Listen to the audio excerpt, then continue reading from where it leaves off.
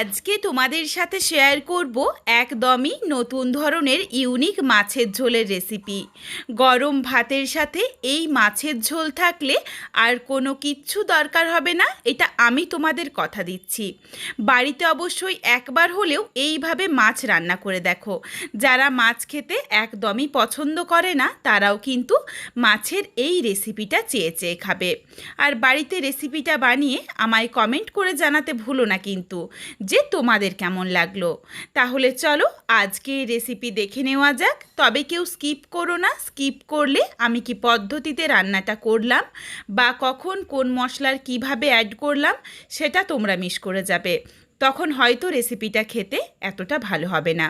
এখানে আমি প্রথমেই একটা মাঝারি সাইজের পেঁয়াজ 4টা টুকরো করে কেটে নিয়েছিলাম।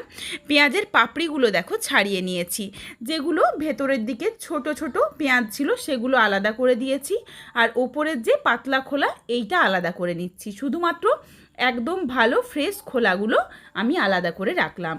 আর যেই খোলাগুলো আলাদা করেছি তার সাথেই আমি আবারও অর্ধেকটা পেঁয়াজ কুচি করে নিয়েছি। এই রান্নাতে মাঝারি সাইজের একটা গোটা পেঁয়াজ লাগছে আর একটা অর্ধেকটা লাগছে। মোট 1.5টা পেঁয়াজ হলেই কিন্তু এই রান্নাটা হয়ে যাবে, এর চেয়ে আর বেশি মশলা দেওয়ার দরকার নেই। তবে এখানে আমি যেই পরিমাণে আলু বা মাছের ব্যবহার করছি তার পরিমাণ অনুযায়ী সমস্ত মশলা নেব। এরপর তোমরা যদি মাছ বা আলুর পরিমাণ কম বা বেশি করে নাও সেই ক্ষেত্রে অবশ্যই মশলার পরিমাণটাও কম বা বেশি করে নিও। আর এদিকে নিয়েছিলাম 2টো সেদ্ধ আলু। সেদ্ধ আলুটাকেও হাতে করে একটু ভেঙে একটু বড় বড় টুকরো করে রেখেছি। 4 পিস নিয়েছি রুই মাছ। মাছের মধ্যে দিয়ে দিলাম স্বাদ অনুযায়ী লবণ, সামান্য একটু হলুদের গুঁড়ো আর লঙ্কার গুঁড়ো। এরপর মাছটা ভালোভাবে মেখে নিচ্ছি। মাছটা মাখা হয়ে গেলেই প্রায় 5 মিনিটের জন্য একটু রেস্টে রাখবো, যাতে মাছের মধ্যে মশলাগুলো ভালোভাবে ঢুকে যায়। প্রথমেই মিক্সিং জারে একটা মাঝারি সাইজের টমেটো নিয়ে নিচ্ছি। এই টমেটোটাকে একদম মিহি করে পেস্ট করে নিচ্ছি। তবে শুধু টমেটো দেব না, এর সাথে আমি আরও এক এক করে কিছু মশলা দেব। এখন টমেটোটা বেটে রাখছি। কড়াইয়ের মধ্যে কিছুটা তেল গরম করে নিয়েছি। যেই পাপড়িগুলো একদম ফ্রেশভাবে ছাড়িয়ে রেখেছিলাম সেগুলো রেখে দিয়েছি, আর বাকি যেটুকু পেঁয়াজ ছিল সেই পেঁয়াজগুলো দিয়ে তেলের মধ্যে নাড়াচাড়া করে একটু ভেজে নিচ্ছি। এই তেলটা কিন্তু একদম সুন্দর একটা পেঁয়াজ ভাজার ফ্লেভারে ভরপুর। আর এই পেঁয়াজের সাথেই দিয়ে দিয়েছি 2টো শুকনো লঙ্কাও। এগুলো দিয়ে অনবরত নাড়াচাড়া করে বেশ একটু লাল লাল করে ভেজে নিচ্ছি। এখানে তোমরা যেমন ঝাল খাবে সেই বুঝে শুকনো লঙ্কা দিয়ে নিও। বেশ দেখো সুন্দর একটা লালচে রং ধরে গেছে। এরপর যেই টমেটোটা বেটে রেখেছিলাম তার মধ্যে দিয়ে দিলাম ওই ভেজে রাখা শুকনো লঙ্কা আর পেঁয়াজ। এটা তুলে একদম ওই মিক্সিং জারের মধ্যেই দিয়ে দিচ্ছি। এটা ঠান্ডা হয়ে যাক, তারপর ওই টমেটো বাটার সাথে আবারও একবার ঘুরিয়ে নেব, যাতে একদম মিহি করে পেস্ট হয়ে যায়। কড়াইয়ের মধ্যে কিছুটা সর্ষের তেল গরম করে নিয়েছি, আবার অল্প একটু তেল দিয়েছিলাম। তেল গরম করে একে একে মাছগুলো দিয়ে উল্টে পাল্টে লালচে করে ভেজে নেব। ঠান্ডা হয়ে গেছে পেঁয়াজ আর শুকনো লঙ্কাটা, তারপর দেখো একদম মিহি করে বেটে রেখেছি। মাছগুলো উল্টে পাল্টে লাল করে ভেজে নিচ্ছি। অনেকেই একটু হালকা মাছ ভাজা খেতে পছন্দ করে, বা অনেকে একটু কড়া করে। মাছ ভাজাটা কিন্তু তোমরা যেমন খেতে পছন্দ করো সেই বুঝেই মাছটা ভেজে নিও। মাছগুলো ভেজে তুলে রাখলাম। কড়াইয়ের মধ্যে বাকি যেটুকু তেল রয়েছে এই তেলে ফোড়নে দিচ্ছি খুবই সামান্য একটু গোটা জিরে আর প্রায় 3-4 কোয়ার মতো রসুন কুচি। রসুন আর গোটা জিরে দিয়ে নাড়াচাড়া করে ফোড়নটা ভেজে নিয়েছি। রসুনের মধ্যে যখন একটা লালচে রং ধরে গেছে তারপর এখানে সামান্য একটু হলুদের গুঁড়ো দিয়ে দিয়েছি।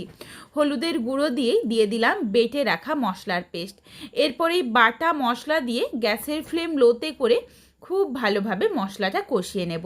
পেঁয়াজটা তো ভাজাই রয়েছে, খুব বেশি সময় লাগবে না, কিন্তু যাতে টমেটোর কাঁচা গন্ধ একদম চলে যায় সেই জন্য কিছুক্ষণ সময় নিয়ে কষিয়ে নিচ্ছি। আর মশলা কষাতে কষাতেই এখানে আমি খুবই সামান্য একটু লবণ দিয়ে দিলাম, আর হাফ চামচ পরিমাণে দিয়ে দিচ্ছি চিনি। চিনিটা কিন্তু অবশ্যই দিও, তাহলে টেস্টটা ব্যালেন্স হয়ে যাবে, রান্নাটা খেতে বেশ ভালো লাগবে। আর কালারটাও কিন্তু এই মশলার সাথে চিনি দিয়ে কষিয়ে নেওয়ার জন্য খুবই ভালো আসবে।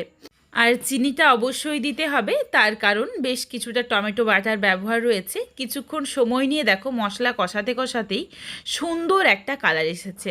এখানে কিন্তু আমি কোনো রকম গুঁড়ো মশলা বা কাশ্মীরি রেড চিলি পাউডার এগুলো ব্যবহার করিনি। এমনিতেই দেখো খুবই ভালো একটা কালার এসেছে। এরপর সামান্য একটু জল দিয়ে দিলাম। জল দিয়ে নাড়াচাড়া করে আবারও কিছুক্ষণ মশলাটা কষিয়ে নেব।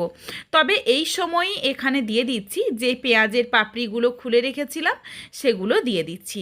ওটা দেওয়ার পরই দিয়ে দিচ্ছি সেদ্ধ করে ভেঙে রাখা আলু। এই আলু আর পেঁয়াজের পাপড়িগুলো দিয়ে নাড়াচাড়া করে কিছুক্ষণ সময় নিয়ে মশলাটা কষিয়ে নেব। দুর্দান্ত একটা কালার এসেছে কোনো রকম গুঁড়ো মশলা ছাড়া। তবে এখানে আমি সামান্য একটু জিরের গুঁড়ো দেব, তবে পরে, এখন একদমই নয়। এখন আগে ভালোভাবে এই আলু পেঁয়াজটা মশলার সাথে কষিয়ে নেব। এই রান্নাতে কিন্তু আমি তোমাদের আবারও বলছি, ঝালের জন্য গুঁড়ো লঙ্কাটা দেওয়ারও দরকার নেই। এইভাবে শুকনো লঙ্কা ভেজে বেটে রান্নাটা করে দেখো, রান্নার স্বাদ কিন্তু একদমই বদলে যাবে। বেশ কিছুক্ষণ সময় নিয়ে নাড়াচাড়া করে এই পেঁয়াজ আর আলুটাকে দেখো কষিয়ে নিয়েছি। পেঁয়াজটা বেশ একটু নরম হয়ে গেছে আর আলুটাও খুব ভালোভাবে কষানো হয়ে গেছে। এরপর তেলটা ছাড়তে শুরু করেছে। এই সময় এখানে মশলার বাটিটা ধোয়ায় বেশ কিছুটা জল দিয়ে দিলাম।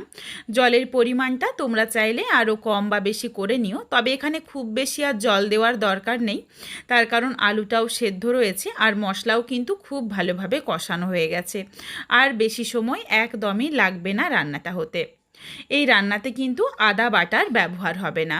আদা বাটা দিয়ে দিলে আমি যেই পদ্ধতিতে মশলাগুলো ভেজে বেটে রান্না করছি, তাহলে এই সুন্দর বেরেস্তার যে একটা গন্ধ বা এই শুকনো লঙ্কা ভাজার যে একটা গন্ধ, সেটা কিন্তু নষ্ট হয়ে যাবে।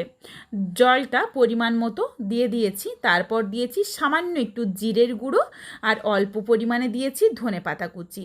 তোমাদের হাতের কাছে যদি ধনেপাতা না থাকে তাহলে তোমরা ধনের গুঁড়োটা দিতে পারো, তবে এখানে আমি ধনেপাতা কুচি দিয়েছি বলেই আর ধনের গুঁড়োটা ব্যবহার করিনি।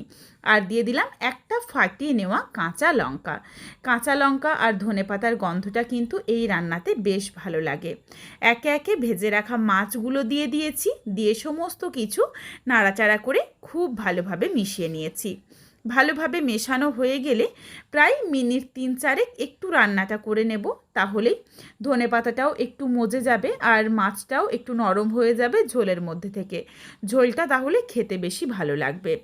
মিনিট 3-4 সময় নিয়ে রান্নাটা করে নিয়েছি, তবে এখানে আমি আর ঢাকা চাপা দিইনি, তার কারণ সমস্ত কিছু সুসেদ্ধ রয়েছে। সুন্দরভাবে দেখো ওপরে যখন তেলটা ভেসে উঠেছে, 3-4 মিনিট হয়ে গেছে, রান্নাটা একদম রেডি। এরপর রেসিপিটা নামিয়ে নিচ্ছি, আর কোনো কিচ্ছু দেওয়ার দরকার নেই। বন্ধুরা, মাছের ঝোল তো তোমরা অনেকভাবে খেয়েছো, তবে তোমাদের কাছে আমার অনুরোধ রইল একবার হলেও এই পদ্ধতিতে রান্না করে দেখো। তারপর আমায় কমেন্ট করে জানিও যে রেসিপিটা তোমাদের কেমন লাগলো। রেসিপিটা তোমাদের যদি ভালো লাগে তাহলে লাইক করো, শেয়ার করে বন্ধুদের দেখার সুযোগ করে দিও। তোমরা যদি আরও এই ধরনের নিত্য নতুন ঘরোয়া রেসিপি দেখতে চাও তাহলে অবশ্যই আমার চ্যানেলটিকে সাবস্ক্রাইব করে পাশে থাকা বেলটি অন করে অল নোটিফিকেশান অন করে দিও, যাতে আমার প্রত্যেকটা রেসিপির নোটিফিকেশান সবার প্রথমে তোমাদের কাছে পৌঁছে যায়। আর অবশ্যই আমার চ্যানেলটিকে হাইপ করে দিও, যাতে আমি আরও এগিয়ে যেতে পারি, তোমাদের সাথে আরও নিত্য নতুন ঘরোয়া রেসিপি শেয়ার করতে পারি। আবারও খুব শীঘ্রই হাজির হচ্ছি নতুন কোনো এক ঘরোয়া রেসিপি নিয়ে। পরবর্তী রেসিপি দেখার আমন্ত্রণ রইল। পুরো ভিডিওটা দেখার জন্য অসংখ্য ধন্যবাদ। তাহলে আজকে আসি, সবাই ভালো থেকো, সুস্থ থেকো। আবারও খুব শীঘ্রই দেখা হচ্ছে কিন্তু ঘরোয়া নতুন কোনো এক রেসিপির সাথে।